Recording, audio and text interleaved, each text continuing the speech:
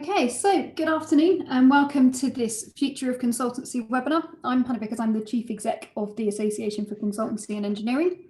So you're very welcome to join us today, whether you're an ACE member or one of our clients or one of our colleagues elsewhere in the industry. This is free to all, so you're all welcome to be joining us. So this is one of a series of webinars that we are doing on the future of consultancy, all looking at different topics. So we have covered risk, we've covered the construction playbook, and we've covered revenue models and how you buy consultancy. And what we've landed on today, and we're focusing on specifically, is what are the future services that consultants offer. So this is really about what you could be buying from consultants in future. So that kind of gives an overview of what we're going to be talking about today. Hopefully you're in the webinar that you thought you should be in on that basis. I will say that we are going to record these, so you will be able to share this link, which will be emailed to you with your friends and colleagues.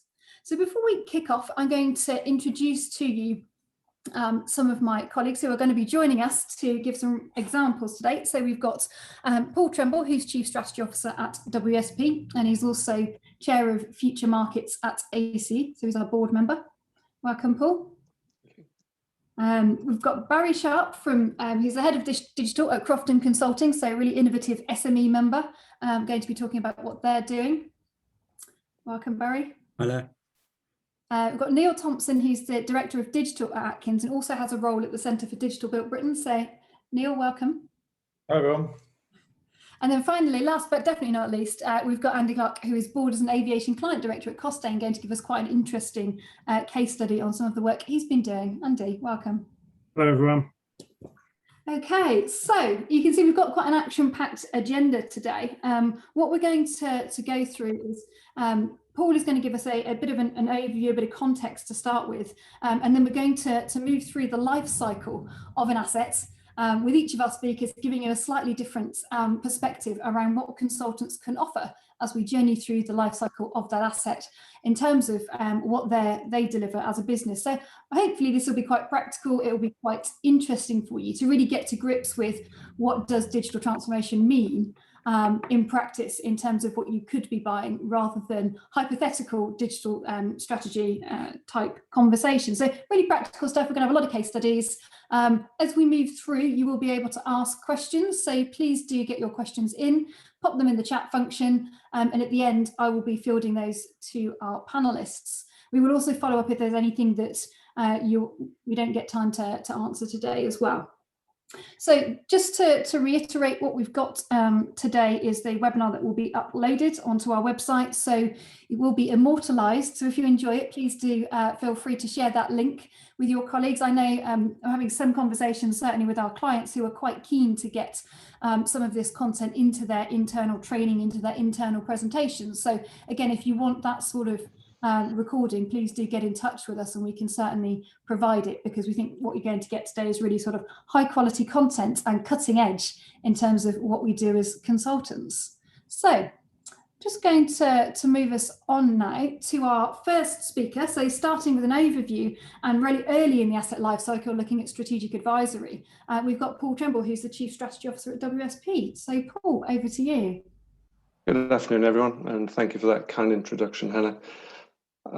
As Hannah's mentioned, I'm Paul Tremble. I'm the Chief Strategy Officer at WSP, which in the context of today's webinar means I speak to a lot of people about global trends, how they're going to impact our markets, the additional challenges they may present to our clients, and how we evolve and what we do with our services we provide to help us deliver an even greater value and an improved outcome. As Hannah also said, I'm on the ACE board as Chair of Future Markets, looking at the sort of external engagement and raising awareness with our clients and across the wider industry. So everybody's clear on the opportunities that exist for us all to provide a much broader range of valuable services resulting from these changes in our markets. Next slide, please, Chen. So what's driving all of this change? Many of you will have seen this slide before. It comes from the Future of Consultancy work the ACE did 15 months ago. But I think it's worth recapping on it again, as it summarizes neatly the main factors that are driving some changes in our markets. The world around us appears to be changing At the moment, the pace of change seems to be accelerating at what feels like an ever-increasing rate, whether that relates to the growth of data and digital, or the change in demand from our clients or public alike, including their broadening definition of value, or the government's ambition for levelling up. Clearly, there are other trends that are also having impact on our markets, such as climate change and the need to build resilience into everything we do, and the drive to create a net positive biodiversity gain in all of our work wherever possible. And over the last year, I think the pandemic has only heightened the awareness of these factors for sure.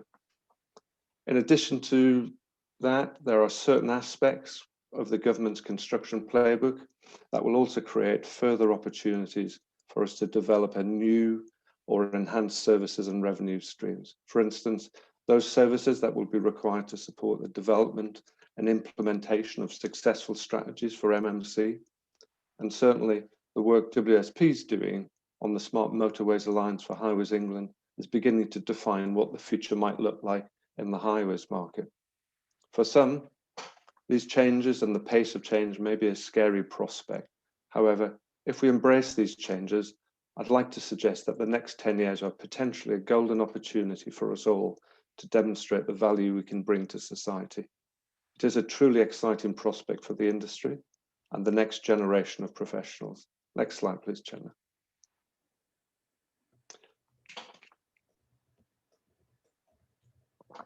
Our sector in the UK has a global reputation for excellence in front-end technical and engineering consultancy.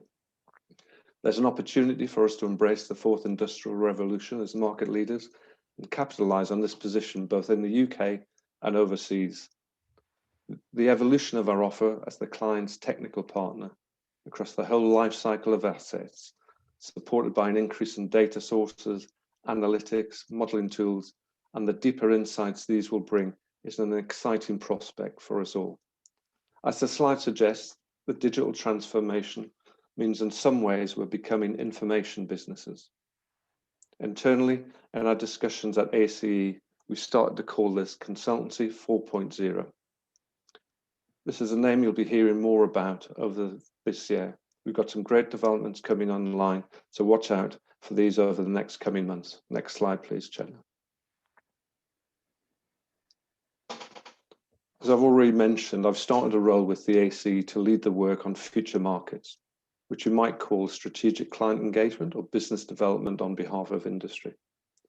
To help us make the most of this impact, we've posed 3 questions on this slide, which we'd like to pick up with you today. So please feedback in the chat function.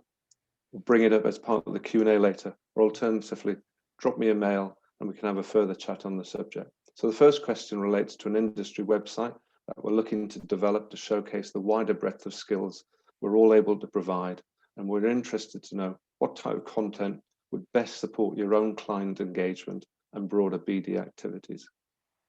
The second question relates to the positioning of our capability and who are the key clients and influencers you think we should be targeting to position the industry for the most impact. And last but not least, this question is all about supporting businesses, and we'd like to know what practical advice, support and outputs you'd like to see from us in regard to future skills, business models and digital transformation. So please give these some thought when we go through the presentations. Next slide, please, Jen. Data, new digital tools and technology will continue to transform how we evaluate the needs for projects and the way we plan, design, build and operate these assets. It may even reduce the amount we build, and if that's the right answer to a situation under consideration, why wouldn't we grasp this opportunity to deliver better outcomes for our clients and greater value for the people who will use these assets? New technology will also allow us to carry out deeper analysis, modeling and improve communication capability to help us accelerate the path to net zero, embed safety, improve quality and drive productivity. So as Hannah said, we're now going to look at some case studies where we as an industry have already used data and digital tools to evolve our traditional services to provide greater value in the areas of scoping and defining projects, delivery and operational performance. I'm going to start with a great strategic advisory example. Next slide, please, Chenna. So Otterpool Park is a proposed garden town near Folkestone. It's a project where WSP have led the development of a future mobility strategy to support an exemplar scheme envisioned to enable people to live affordable, happy, healthy lives in high quality homes. The practical aim of this work was twofold. Firstly, to determine how a very ambitious sustainable design could be delivered to validate that low carbon lifestyles are actually possible. And secondly, to ensure the overall design was focused on people and places, not vehicles. Next slide, please, Chetna. To do this, we developed a data-driven, user-centric approach to forecast future travel needs and behaviour. The methodology was developed in the wake of COVID-19, and therefore it ensures we're going beyond policy requirements at this point. We conducted an online survey of current and future mobility behaviours with over 2,500 people across Greater London and the Kent region. We also hosted a number of focus groups with local businesses. We then used this data and matched it against Experian Mosaic, which is an extensive socio-demographic data set that segments the UK population at a postcode level into 66 different types. We were then able to consider which types of people might live and work at Otterpool Park, how they currently travel, and what their likely propensity to use different transport modes and services in the future might be to ensure the scheme designs are tailored and flexible to meet their future mobility needs. All of this work's now being used to define a much more ambitious mode share for the project and is informing the scheme design, and it will lead to a 15% reduction in car park or private car movements within the master plan compared to a traditional approach. Next slide, please, Chetna. We also provided the client with a high-level vision of what could be achieved. We also outlined the potential infrastructure investment impacts and developed a set of mobility interventions to support the mode shift, which will help reduce the reliance on the private car. These interventions included mobility hubs, car barns, excellent walking, cycling and micro-mobility facilities, parcel lockers, and e-cargo bikes. Next slide, please, Jenna. And finally, this slide outlines the key components of the parking strategy. And while I don't intend to go through the detail, I thought it's an interesting slide to show everyone as it gives a flavour of some of the insights we gained from this data-driven approach. I hope that quick overview demonstrates the value that can be derived from this type of approach, and I'm sure similar approaches will become more commonplace post-COVID, where the emphasis will be on a green recovery. Hannah, back to you.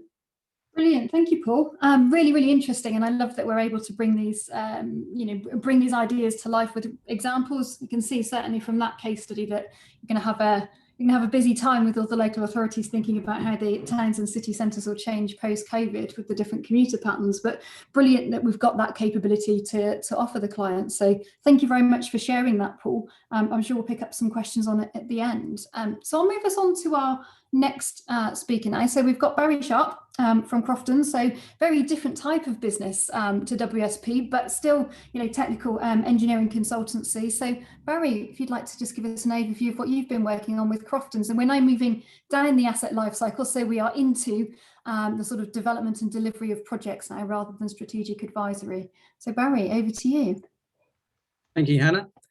Good afternoon, I'm Barrie Sharp, Head of Digital at Crofton Consulting and a member of BIM Region Kent Leadership Group and the ACE Digital Transformation Group.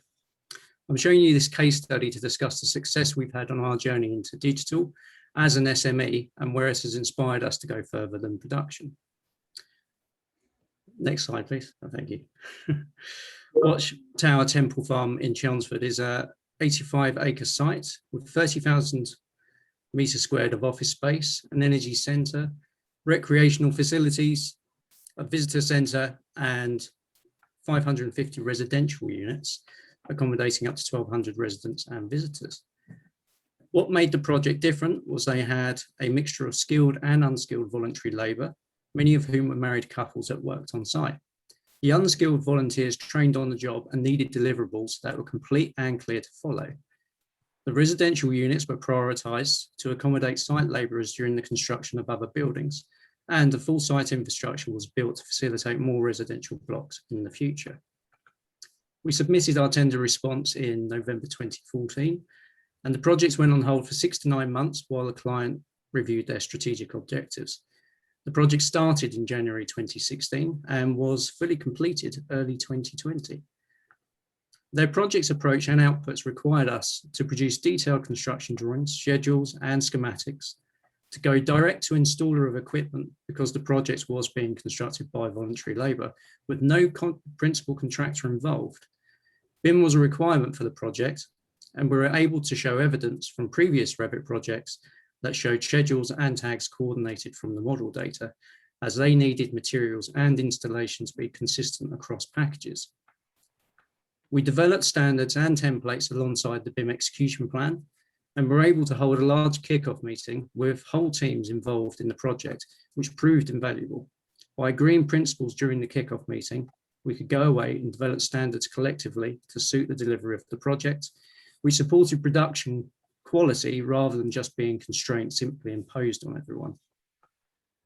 Which also built a relationship and improved communication whenever coordination was required over standards or design. Our in-house digital capabilities were used to improve efficiency and quality in the modelling environment.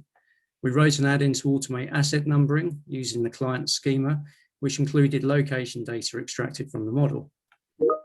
We refined our template to accommodate client standards and used a third-party add-in to automate file naming and file output. The final asset delivery includes all software files, including calculation models, and not just drawing packages. The client provided an unusual procurement model and supply chain that allowed everyone to focus on what was best for the delivery. It showed how well projects can work using BIM as a framework for collaboration and what the industry can work towards. We couldn't have delivered the volume of information and detail needed for this project without our engineers designing to screen. All of our projects are carried out this way, and we recognised that there are many gains to be made working on a single source of data and developing our own automation. At first, BIM production software provided a way to improve deliverables and coordination. Now we understand that it's part of a holistic view of a modern consultancy and how it can work with a digital toolset. This last year has accelerated our digital journey, and we're now integrating our digital delivery with our business management processes. We've taken principles of our ISO 9001 and 19650 kite mark to start developing a business system that allows us to concentrate on consultancy more than procedure and data management. To achieve this, we've restructured the job roles to focus more clearly on the business and production pipelines, and invested in cloud platforms to host business systems, operations data, project data, training, and gap assessments, joining the dots using their respective APIs. This has allowed us to become a remote workforce and, returning to some kind of normal, a flexible workforce. We have adopted an agile Scrum methodology to manage workload and iterate improvements to how we deliver projects and manage the issues that arise. We have a weekly sprint meeting with the whole organisation on Teams every Monday and agree goals for the week. Daily scrums are then hosted every morning in smaller groups for 15 minutes to keep in touch with progress and identify any potential blockers. We feel like we've progressed a long way on our journey into BIM, but now we're at the dawn of being a modern consultancy. Thank you. Thank you very much, Barrie. It's really interesting. Like I say, it's again very good to have a practical example of how you can put digital design at the centre and all of the changes that flow from that. So yeah, I really kind of welcomed your perspective that was perhaps, as a non-technical person, perhaps slightly broader than what does the latest fancy BIM software look like into actually how does that deliver value and how that's changed your ways of working. I don't know, in terms of acting as an integrator and getting rid of the contractor, really interesting that you were able to do that on this site. I think that, yeah, it gives us all something to think about in terms of how we may move around in the supply chain, shall we say, going forward. So really appreciate you taking the time to share that one with us. Plenty of food for thought there. So I'm going to move us on now to our next speaker. So we've got Neil Thompson, who is the Director of Digital Atkins, but also is a role at the Centre for Digital Built Britain, so he's well qualified to share with us hopefully one of the best examples that Atkins have in terms of their digital capabilities and what you've been delivering for clients. So over to you, Neil. Absolutely. So, hello, my name is Thompson. Thanks for the introduction. I guess the piece I'd add to that is I'm going to provide you a case study of a piece of work that I worked on last year. God, it's been that long, in terms of responding to the lockdown in Canada and enabling the Canadian government to get moving again. Now, what I'm highlighting here is the bits, what sort of the outcomes of what came from that work and how that has enabled us to create a new future set of structures for the types of business that we're going forward. So there's two things to keep in mind here. One, part of the role, and my role in the team is to lead the creation of an integrator, and that is looking at the value chain. So as you may be aware, Atkins was acquired by SNC-Lavalin a few years ago, back in 2017. And that value chain that they own, we've got Atkins, which is sort of like a highly capable consultancy. But then on the other side, there's this highly capable, let's call it a contractor for now. And how do we tie that value chain together to enable that value to be utilized in a different way, be more efficient, etc. So that's the lens to view this case study in. Next slide, please. So in terms of what we put together is being completely clear about the main areas of the problem. So one, imagine the whole entire construction industry is ground to a halt because of lockdown. So we've got two key areas. One is the flow of capital and enabling money can flow through the system because cash is king. The other side of the equation is there is a labour force that requires mobilisation, and that labour force utilises plant, materials, products from the supply chain, plus all of the management that is required to do that and the decision-making process.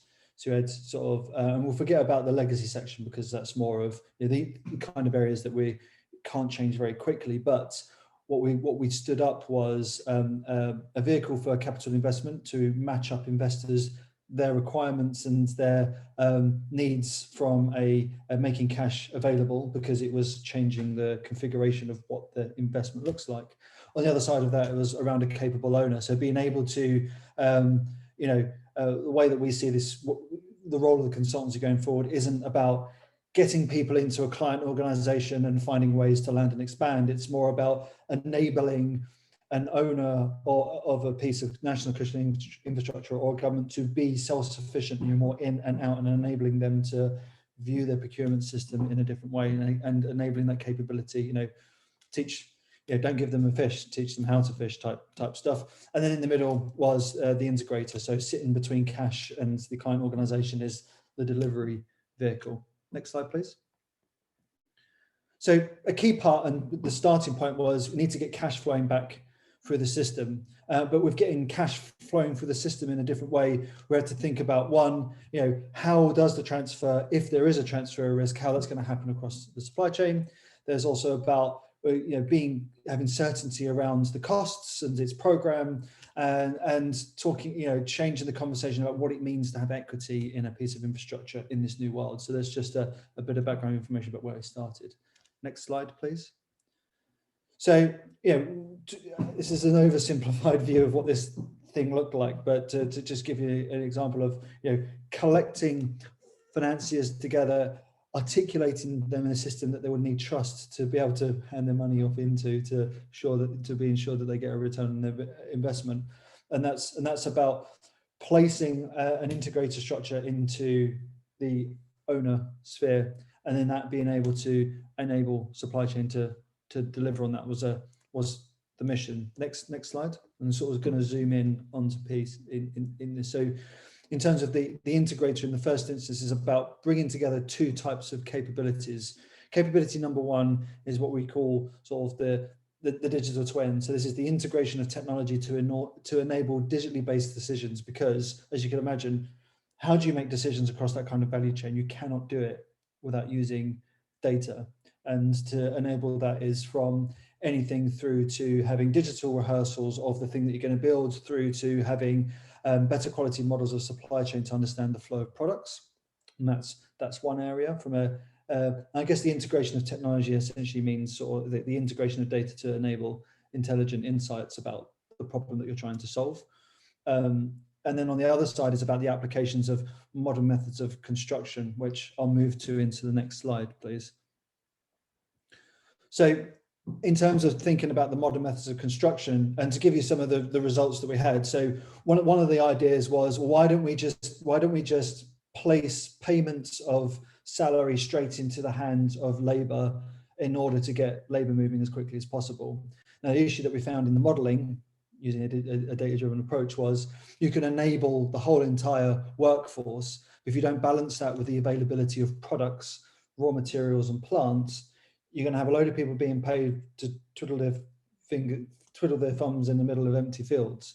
So it's not just about targeting investment in one place and firing it in that direction. Is using a higher level of intelligence to ensure that you've got the system connected and able to have a flow. So one end is about understanding the supply chain and what's available. Some manufacturing capability was toned down. How long is it going to take to ramp back up? But on the other side, with construction being stopped and different projects being turned off and on in the mode of moving from a capital investment type cash flow into expansion of maintenance, for example, means that certain materials would have been in surplus and being able to balance those. So treating the delivery process as a sort of a product design and product flow type of approach meant that our design services had to think in a different way. Our designs from, it's not about producing drawings and cut sheets and schedules. It's more about, this is what's available for you from the supply chain. In how does that, put certain parameters around that design and using generative design to enable that and the steps within that.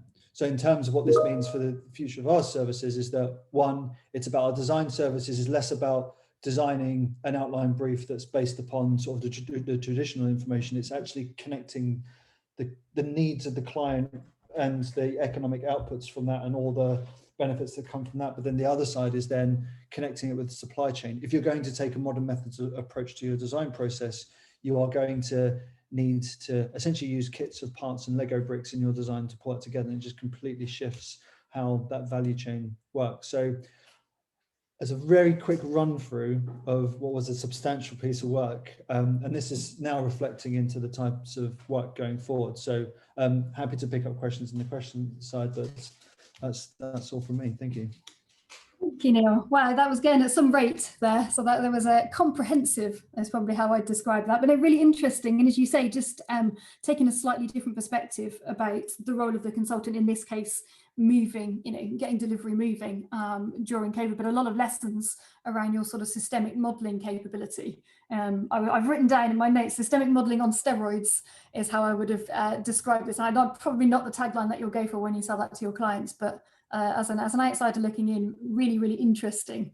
And again, as you say, something which you could perhaps develop on into a sort of, sustainable long-term revenue stream. So there we go. It's something very different again there. I'm really enjoying these. I'm learning a lot, even though I spend all my days talking to consultants. This, there's always something to learn. So brilliant industry we've got. So right, I'm going to move us on now to Andy, who is going to speak a little bit about supporting clients during the operation of the assets and how you've brought sort of technology to bear in that space. So over to you, Andy.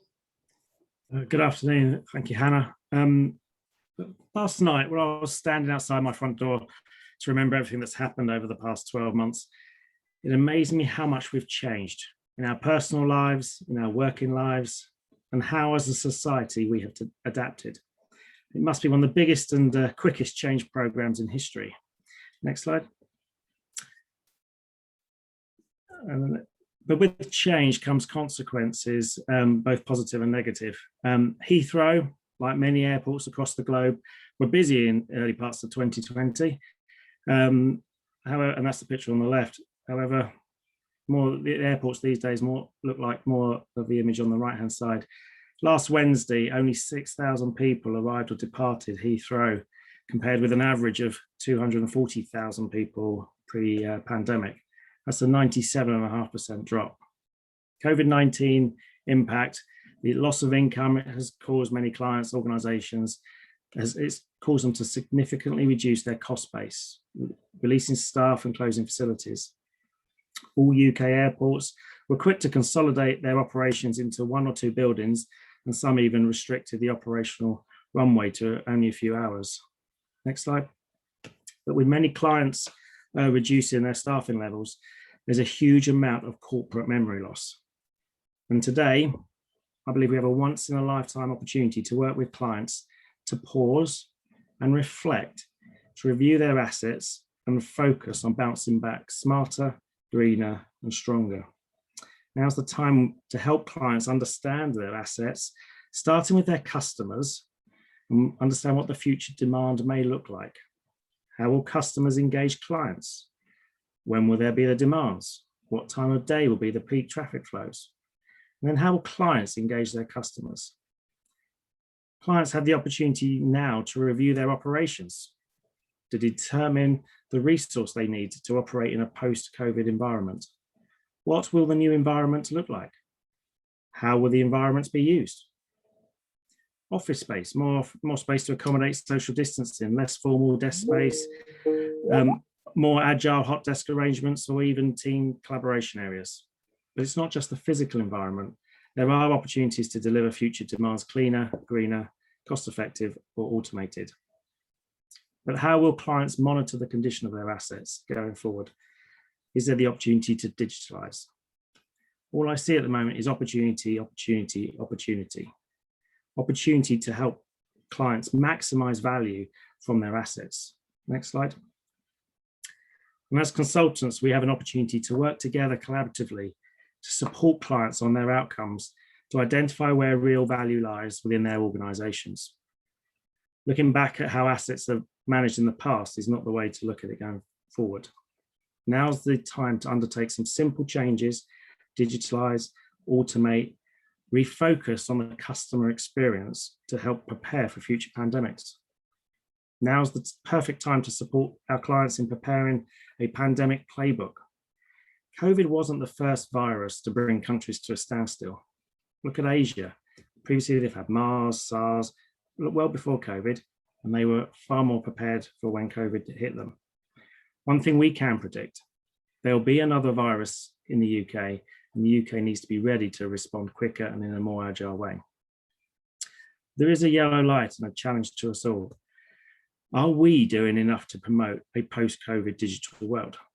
I do not think we are. A good example of this, a few weeks ago, I took my car to the garage, not to see a mechanic, but it had a software update. We need to be thinking in our industry in the same mindset.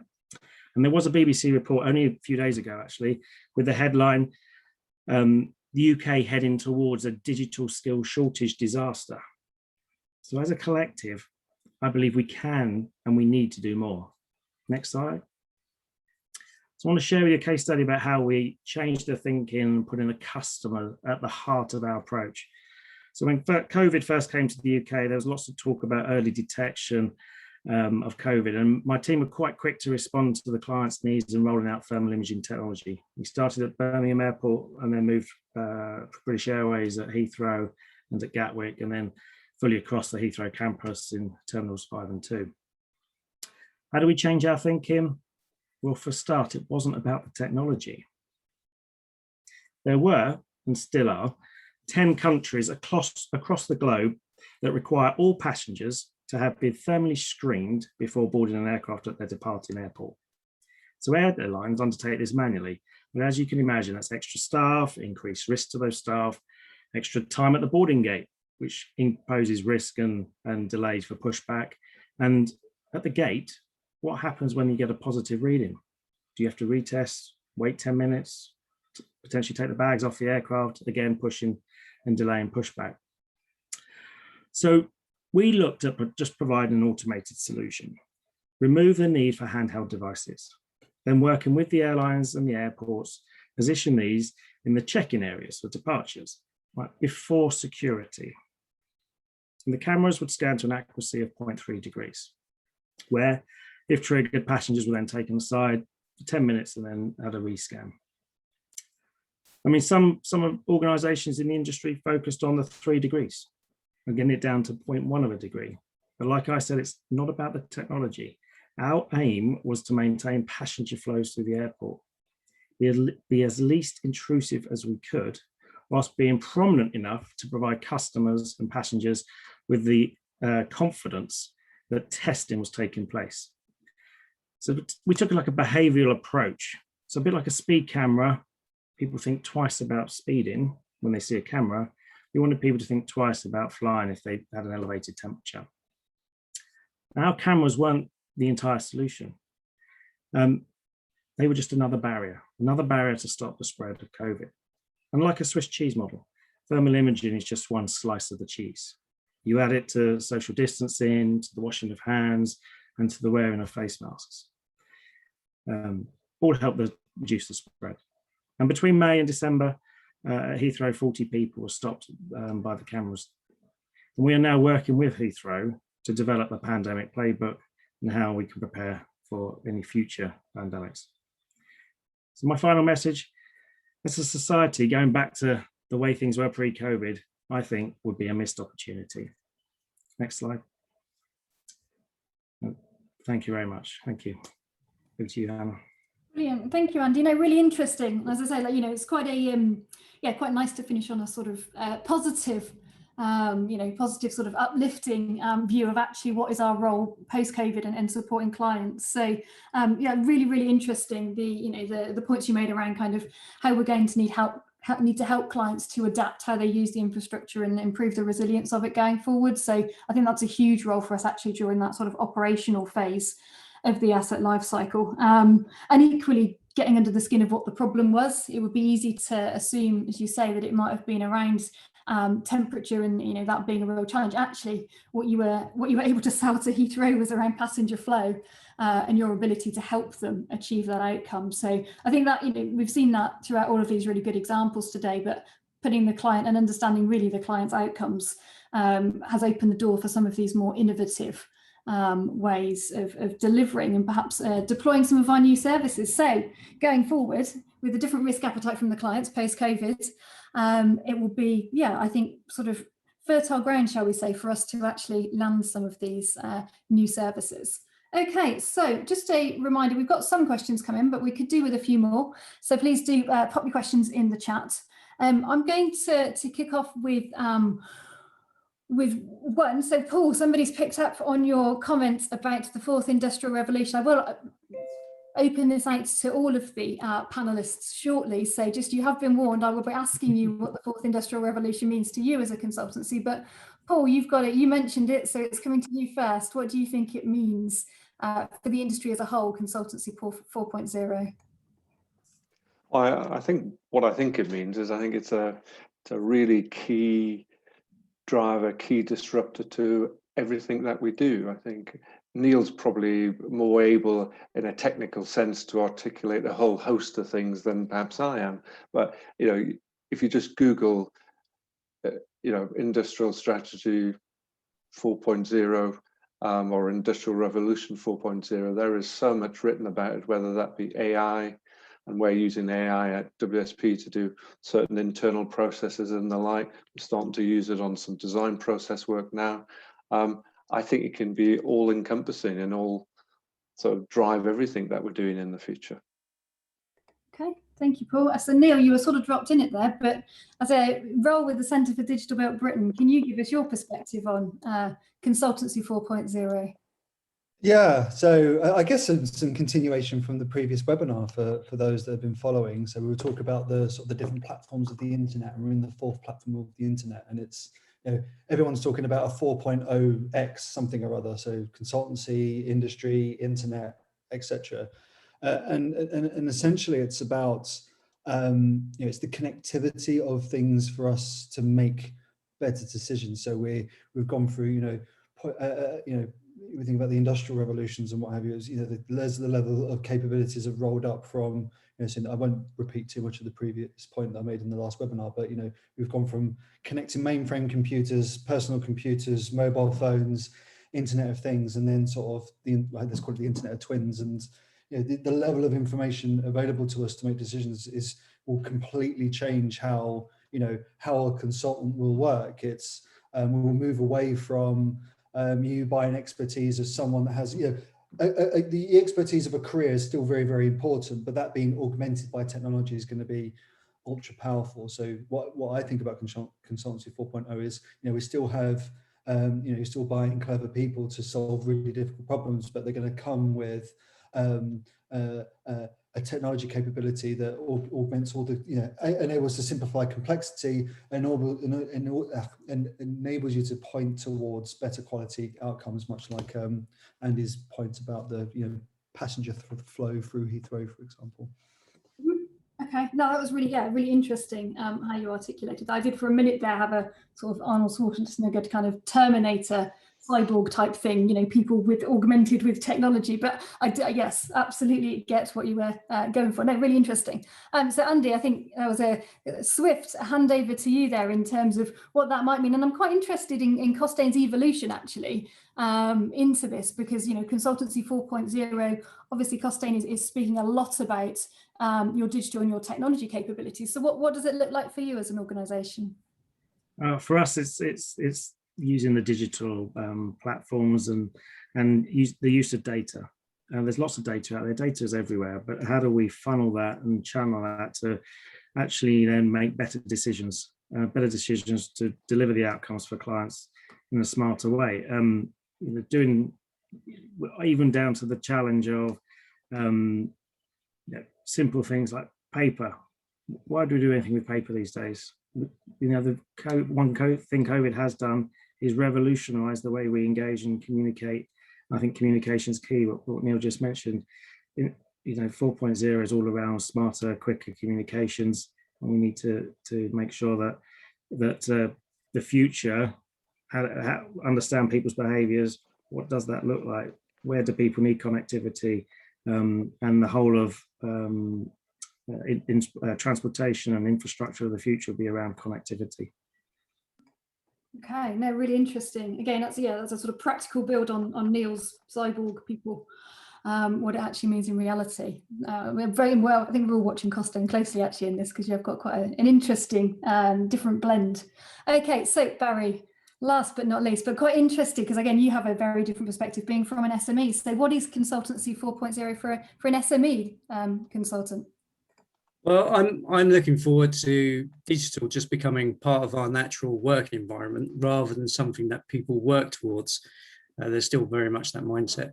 I suppose in the same way as in the Industrial Revolution, there were private innovators who took on their own rail networks. Started off with mining, and you then have lines installed from here to there, and these were all private investors. But eventually, industry really took off when all of those rail networks were then joined together to become one national network. And then the whole idea of using a train wasn't a novelty, it was just part of the way we worked.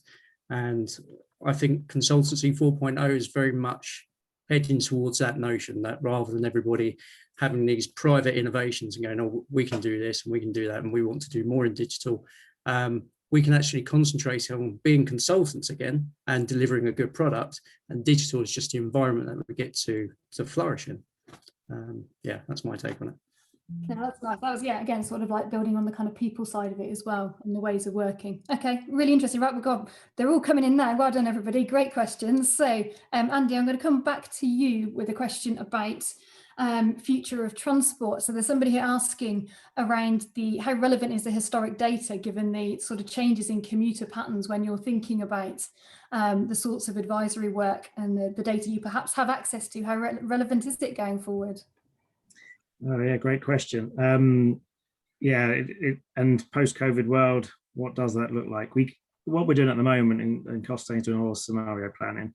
So you can use the existing data to feed the likes of your AI capabilities, which we've got, and you can then test your AI data, and then as we come out of lockdown, as we progress, you can then plug the new data in, and you can then predict and run scenarios to see how future traffic patterns will go. Good question. I mean, we've been testing the likes of, for the rail network, weekend rail closures. Will that be the best time in the future, or will it be actually do it midweek because the demand is lower during the week than at weekends, as people, work from home Monday to Friday and then want to actually travel at weekends? So that's the sort of questions that we're asking ourselves. Mm-hmm. Okay, yeah, really interesting and good that we're like trying to get ahead of the clients in that before they come and ask us the questions and we don't have the answers. So good. Obviously, that's positive for the industry. Right, I'm going to move us on because we have got a load of questions coming now. So this question I'm going to put to Paul and Barrie, because I'd like two perspectives on it. So we've got a question here about, has the pandemic advanced or delayed digital innovation? And I'd quite like the sort of two different perspectives here around, you know, so our question was asking, from their perspective, they've seen massive advances in the short term, simple things like communication, like being able to work from home digitally and engage digitally. But actually, what does that mean for real digital transformation? And have we just learned to, you know, to do things in a slightly more connected way rather than embrace some of the more transformational aspects? So I'd quite like a sort of a WSP view and then an SME view on that. So Paul, did you want to go first on that one?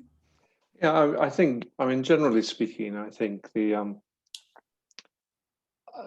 pandemic has made us think about everything we do. What's important, what the priorities are, where should we be investing, you know, what do we think we should invest here for what reasons? And you know, as a business like WSP, we you know, we're always trying to improve everything that we're doing. So at the moment, we're trying to do about 10,000 things at once. So we're actually trying to really sort of focus on what's really important for us, what's going to make a difference to us in terms of how we deliver our services to our clients, and what's going to make it effective and deliver the most value for those clients. And digital is definitely an area that we're focused on more than ever. So I guess if the pandemic has created that degree of thinking, I think in a WSP world, it's advancing our sort of use of digital transformation and innovation more quickly than it was before, without a doubt. Interesting, like you say, yeah, so shifting in risk appetite really, and maybe how you approach it. Okay. Perhaps before you move on, Hannah, I think there's also, you might be worth also thinking about, you know, in the last year, we've seen a huge rise around net zero and a number of other things. So I think there's a number of things coming together at once, and it's not just the pandemic. Mm-hmm. That's sort of forcing that thinking. So I don't think we should be, if you like, think it's all about the pandemic. I think it's about other things too, and what's happening in the world generally. Okay, no, interesting. So same question to you, Barrie, around how you think it may have shifted.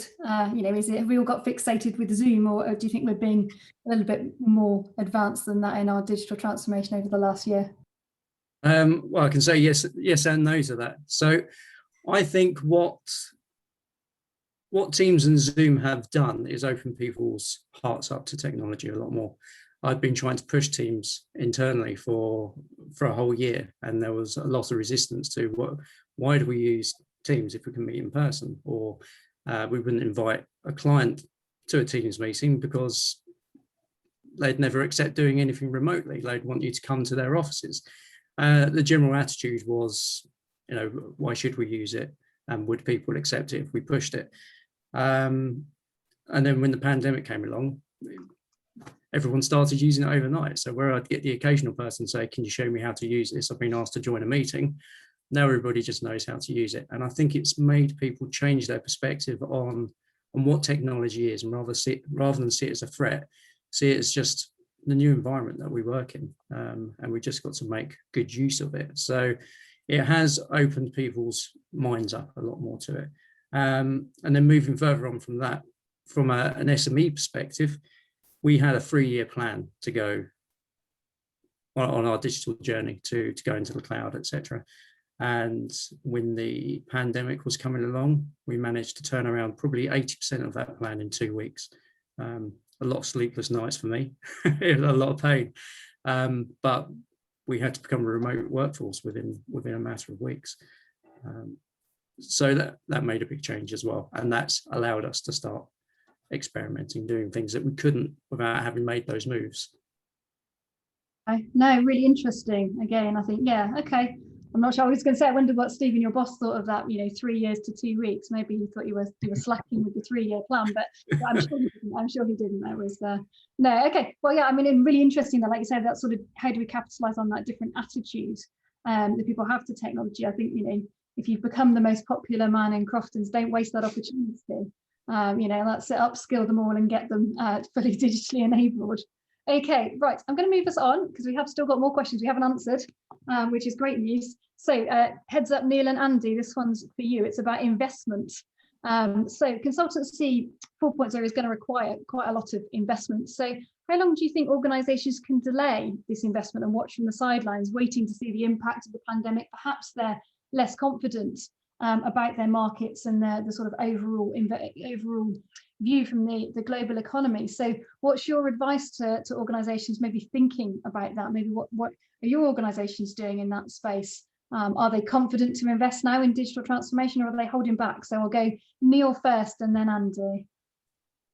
Yeah, I guess there's an interesting signal in the question. So one is, so from an Atkins perspective, we have a thing called Digital Futures, and we've made quite a sizable investment. I forget it's in the tens of millions in US dollars in terms of, and it's kind of it's the reformation of the company as it's being digitally enabled, but then there's also the new services that come from that. So there's we've made that started before the pandemic, and to be honest, all it's done is we've accelerated that. I think resonating with Barrie there, we had to get hundreds, if not thousands, of people onto cloud infrastructure to continue designing in a matter of a couple of weeks, 3 weeks max. So that's only just sped it up. I think in terms of anyone that's hesitating over investment, I think there's two parts of it: is where to start. Keep it small, keep it simple. My tip is, if you can make great progress in 1 week with 6 people. So no matter how big your organization is, just keep it really small and simple and take small chunks. And use that to shape your thinking, experiment, and if you're not getting it wrong, you're not doing it right. So there's that whole piece. But then on the other side of the equation, if you're being hesitant, is, well, how else? And to Paul's point, is how else are we going to meet the challenges of climate change? How else are we going to meet the challenges of what's around the corner in terms of are there more lockdowns in the future? What if back to my case study, we could unleash unprecedented economic activity that we just can't keep up with, and change happens really quickly. There's lots of unknowns ahead of us. So it's how else will you meet that? And I think it's not about thinking of, if you haven't started and you haven't started thinking about it properly yet, you can't think about something in the context of not doing it. So you have to start, and it's finding the appropriate starting point, and small and simple. So that's my advice. Okay, interesting. No, that's it. Just have a go. Have a go with it. So Andy, how about you? How are you finding that with Costain? What's your view? Good points. And actually, Neil raises some good points. My advice would be you've got to invest now, and you cannot not invest. There's no standing still, and especially digital. It is the future. What I would say though is, what is it? The outcome? What's the end in mind? Try and focus on the client, and then what their outcomes are, pain points. Don't try and just take a paper process or existing process and try and digitalize it, because it's about value. Always just focus on where the client's going to get maximum return, and have that as an aim, and then put a digital solution to that. And like Neil said, start small. You don't have to boil the ocean, and then build from there. But if from a financial point of view you're struggling with the investment part, what's stopping us working together on activity? Bring organisations together collaboratively. The principles are there, using the P13 principles, and just work together. Car industries do it all the time. The manufacturers come together to share component parts to deliver outcomes. We should be doing the same. Work together. I mentioned that should include the client as well. It's really important to bring them on this digital journey, because there is much, as we are the case study I was showing, there is a bigger part of this being successful as the contractor and the consultants as well. So we need the consultants to invest, and we need to encourage them to start heading on this digital journey as well. That's the linchpin, I think. Mm-hmm. No, absolutely. And yeah, you're back to your advice, Andy. I guess that, that same pitch, then if you're identifying areas to enhance clients' value, then they're likely to invest as well, aren't they, with you? So yeah, really good points. Right. I'm conscious we've still got unanswered questions, so I'm going to move us on. appreciate my dog's made a cameo appearance there in the background, so it must be nearly time to take him out as well. Right, so there's one here I'm going to take as chair. So someone's asked a question about what is ACE doing, so I feel obliged to answer that, around digital skill shortages and how to attract IT and digital professionals. So I think, yes, we're going to have a challenge competing with technology companies, which is part of the question. But actually, I think we can offer more in terms of the overall value that our organisations deliver. So we've touched a bit on net zero, we've touched a bit on social value. Actually, you can come to a consultancy and have a career doing that in a far more impactful way than you can perhaps with a pure technology company. So, it may be a slightly different type of digitally enabled, digitally skilled person, but I think if we're speaking to the emerging professionals of today who are very value driven, our offer should be actually come here because you can have a real impact. And we should be trying to create the environment that is modern and inclusive and flexible enough for those sorts of people to get all the benefits that they would get from the technology companies, but actually also try to have more meaningful work. So that's our secret weapon. In terms of what ACE is doing, we've got a fabulous group of people looking at future skills. So we have Lara Potter, who oversees that on our ACE board, but we also have Georgia Hughes from Arcadis, who leads the emerging professionals, and actually bringing both of those kind of insights together is giving us a really interesting program for the second half of the year. So watch out for that one. And that wasn't a planted question, by the way. If anybody thinks I'm using that as a shameless plug, I am, but it wasn't a planted question. Right, so Paul, you've written and you've got a question for Barrie. So would you like to ask your question of Barrie before we close? Yeah, I will. Just one point on your last response there, Hannah. I think it's also worth just noting that one of the topics that we've talked about very recently is how can we support people to achieve good leadership in a digital age, and sort of the skills you need to build for that. So that's something else, Tom, that I think will come through. In terms of my question for Barrie, it was really sort of prompted by his presentation, which I thought was great, and it was an amusing point really that sort of came to me, and I was wondering what our risk and commercial team would think if we were producing installation drawings for unskilled staff. But what it made me think about is whether Barrie and his team have used sort of digital to really enhance the sort of health and safety aspects of construction and highlighting things on drawings, or how you're using digital to improve health and safety positions on site. Yeah, so I think the tools themselves are making it a lot easier to produce the output. So having a 3D model, being able to draw the sections, have all the data coordinated, do all the tagging. What it meant on this project was we could not get hung up in making sure that the drawings actually correlated with each other and that all the data was the same. And that gave us much more thinking time to look at the presentation and to think about what are the considerations of the people that are going to be installing this. What do they need to see? How can they read it? And like I say, what made it a particularly interesting challenge is this wasn't a contractor installing, these were ordinary people. So we had to put it in a way that made sense to them and not just rely on the inside knowledge, if you like. So what the tools did for us was just give us the thinking time, the ability to be consultants rather than be focused on just the production aspect of it, which is a drag, isn't it? That's not why we get into the industry. Okay, interesting. Thank you. Really, really interesting and brilliant question to end on. So thank you for that, Paul. Right. So I'm just going to close the webinar today. Thank you ever so much, everybody, for joining. Really good presentations. Feeling very proud of the industry, actually, going into my afternoon. So it's been quite an uplifting webinar to chair. So really appreciate you all taking the time to present and some fantastic questions. If you've enjoyed that today, we have got the last in this series of Future of Consultancy, bizarrely is about contractors, but we thought we'd better invite them to the party to see what they were going to be doing in future and obviously how we can work with them going forward. So this one is coming up after Easter, and we've got a really strong lineup. So we've got my equivalent, Alistair Reisner from the Civil Engineering Contractors Association, and then from the other side of Costain, we have a perspective on what the contracting arm is doing. We also have Keltbray as well with Tim Bowen there. So again, just enjoy your Easter break. look forward to seeing you back at that. And just to say, you know, you will get a recording of this, and you can watch this or any of the others back. So thank you again to my panelists, and thank you to everybody in the audience. It was a really brilliant, really interesting webinar. I thoroughly enjoyed it. Take care. Thank you, Hannah.